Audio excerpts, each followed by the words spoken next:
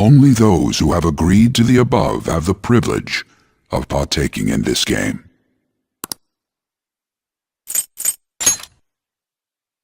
The contract has been sealed. Assalamualaikum warahmatullahi wabarakatuh. Halo semuanya, kami dari kelompok 3 mata kuliah Design and System Thinking dengan dosen pengampu Ibu Dr. Nova Mardiana, SEMM.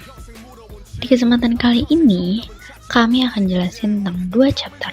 Yang pertama, chapter 3, Persona, Powerful Tool for Designers. And chapter 4, Customer Experience Mapping, the springboard to innovative solution. Sebelumnya, kita kenalan dulu. Hai, nama aku Sal Putri Tiarini dengan NPM 2411012036. Perkenalkan, nama saya Muhammad Fatih Farhat dengan NPM 2411012034. Perkenalkan, saya Bian Salwa dengan NPM 24110120. Oke, perkenalkan nama saya Ibnu Sina Rahmatullah Al-Husni dengan NPM 2411012031. Perkenalkan, nama saya Alicia Harada Yuza dengan NPM akhir 039. Tujuan pembelajaran kita di sini itu ada 4. Yang pertama, itu memahami konsep persona dalam desain produk. Nomor 2, mengetahui langkah pembuatan persona. Yang ketiga, menjelaskan manfaat customer experience mapping. Dan yang terakhir, menganalisis hubungan persona dan experience map dalam inovasi bisnis digital. Kalian pernah dengar kata persona? Kira-kira apa nih yang muncul di kepala kalian waktu dengar kata persona? Kepribadian? Alter ego?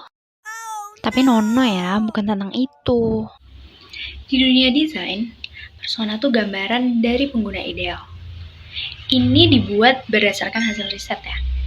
Bukan sekedar asumsi, jadi jangan asal-asalan buatnya. Tapi, apa sih maksudnya gambaran pengguna ideal itu? Oke, jadi ini tuh kayak misalnya kita bikin suatu tokoh yang mewakilin kelompok tertentu. Dari situ kita bisa mikir kalau si persona ini pakai produk kita, kira-kira apa sih yang dibutuhin? Terus apa masalahnya? Nah, itu gunanya biar desain kita itu bisa lebih tepat sasaran. Terus perlu diingat ya, kalau yang beli itu belum tentu yang make. Kayak contohnya nih, orang tua beliin mainan buat anaknya. Nah, di situ pasti orang tuanya mikirin tentang keamanan dan harganya. Tapi anaknya itu pasti mikirinnya tentang serunya. Nah, makanya desainer itu harus paham dua sisi pembeli dan pengguna itu. Ada juga yang namanya anti persona. Jadi ini tuh orang yang bukan target produk. Kayak orang awam gitulah.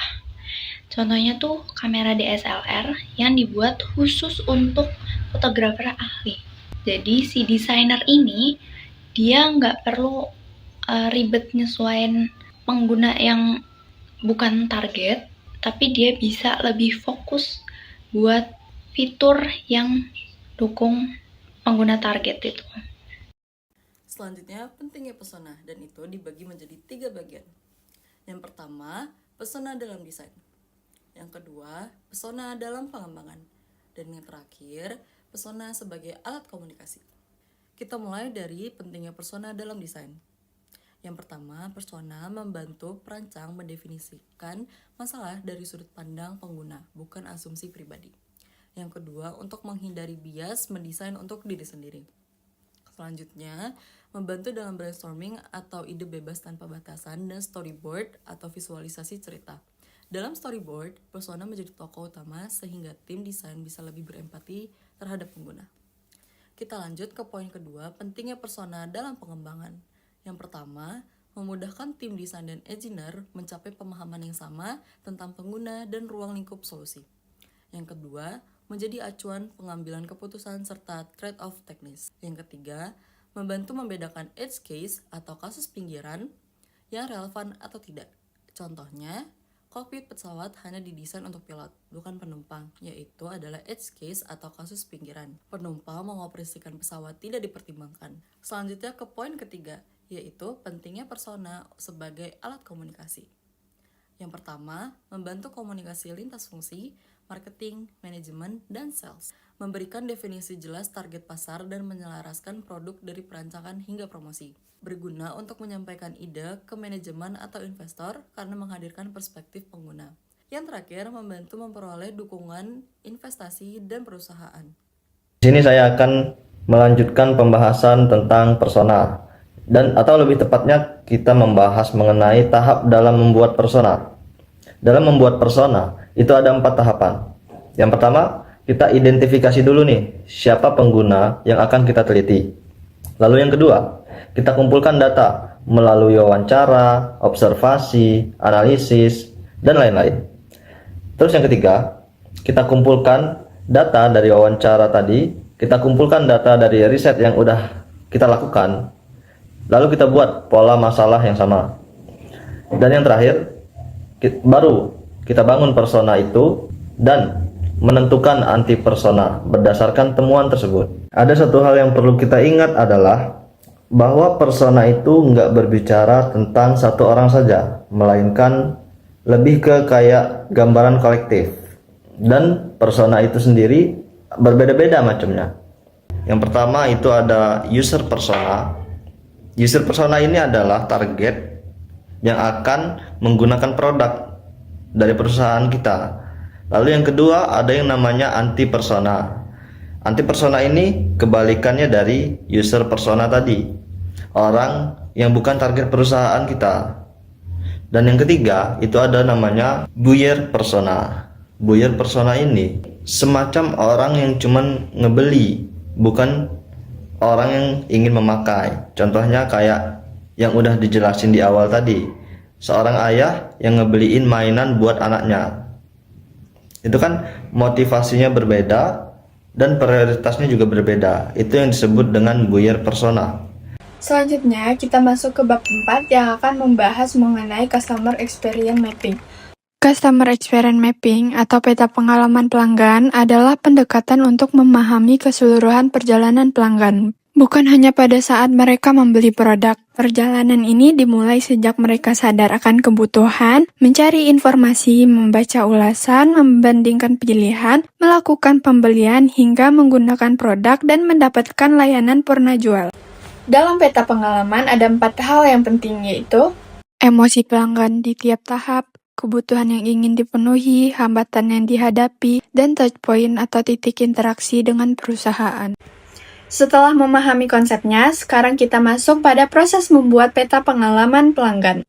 Proses peta pengalaman pelanggan biasanya melalui 4 langkah utama. Pertama, identifikasi persona, yaitu membuat gambaran tipe pelanggan lengkap dengan motivasi dan kebiasaannya agar lebih mudah dipahami. Ketiga, mencatat aktivitas, emosi, dan hambatan di setiap tahap, sehingga terlihat jelas apa yang berjalan baik dan apa yang masih menjadi kendala. Terakhir, visualisasi dalam diagram, supaya perjalanan pelanggan dapat dilihat lebih jelas oleh semua pihak di perusahaan. Oke, selanjutnya kita masuk ke pemanfaatan peta. Jadi di sini yang pertama itu ada identifikasi persona, yaitu mengenali siapa pengguna utama atau profil fiktif yang mewakili target nyata, beserta kebutuhan, tujuan, dan perilakunya. Dan yang kedua itu ada petakan tahapan perjalanan, yaitu menyusun langkah-langkah yang dilalui pengguna dari awal hingga akhir saat berinteraksi dengan produk atau layanan. Kemudian yang ketiga, ada catat aktivitas, emosi, hambatan, yaitu mendokumentasikan apa yang dilakukan pengguna, bagaimana perasaannya di tiap tahap, dan kendala apa yang dialami. Kemudian yang keempat, ada visualisasi dengan diagram, yaitu menyajikan hasil pemetaan dalam bentuk grafik atau ilustrasi agar mudah dipahami dan dianalisis. Kemudian kita masuk ke kesimpulan. Jadi kesimpulannya adalah personas membantu tim memahami siapa pengguna sebenarnya, termasuk kebutuhan dan motivasinya. Kemudian, Customer Experience Mapping menggambarkan perjalanan pelanggan, sehingga mudah melihat masalah dan peluang inovasi. Dan Keduanya saling melengkapi. Personas memberi fokus pada pengguna, sedangkan experience map memberi gambaran perjalanan mereka. Bersama-sama, keduanya jadi dasar penting dalam menciptakan solusi digital yang lebih tepat dan bermanfaat. Kemudian, evaluasi. Jadi yang pertama, apa manfaat utama dari penggunaan personas? Kemudian yang kedua, bagaimana experience mapping membantu inovasi digital? Kemudian yang ketiga, sebutkan langkah-langkah membuat personas. Kemudian yang keempat, apa perbedaan utama antara personas dan experience map? Dan yang kelima, bagaimana penerapannya di bisnis digital?